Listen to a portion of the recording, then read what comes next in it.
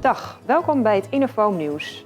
Vandaag gaan we het hebben over een nieuw onderwerp, de branddetectiekabel. Ik sta hier met mijn collega Roy, de R&D-manager, en die gaat me hier meer over vertellen. Dit is een branddetectiekabel met glasvezeltechnologie, waarmee wij onze lichtschermsystemen aansturen. Daar zal ik je straks iets meer over vertellen. Dat is prima. Dan schakelen we nu over naar Dennis, die ons uitleg gaat geven over het lichtschuimsysteem. Hallo, mijn naam is Dennis Liefhebber. Ik ben sales manager bij Innofoam.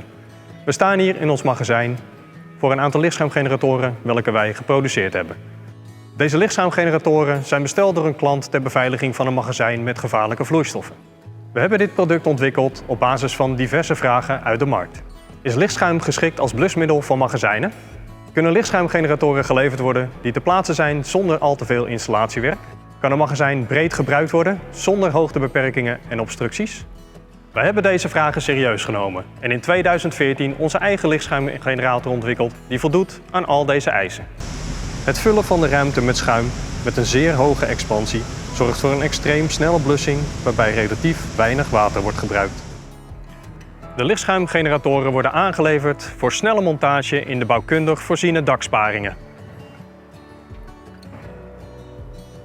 De unit steekt slechts 50 cm door het dak, waardoor er geen hoogtebeperking in het magazijn is.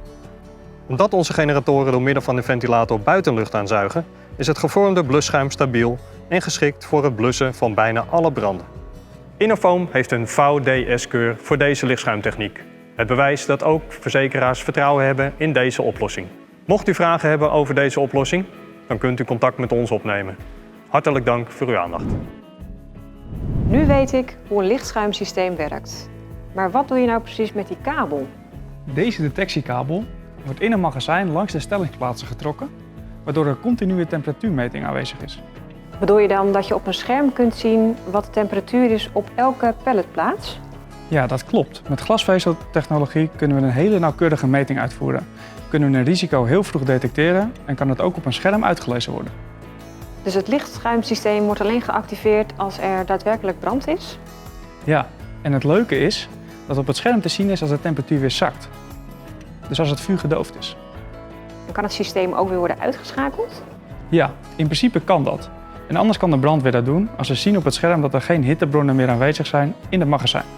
Is dat systeem ook goedgekeurd voor branddetectie?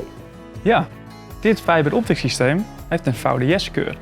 Ik denk dat met deze hittedetectie de betrouwbaarheid sterk wordt verbeterd.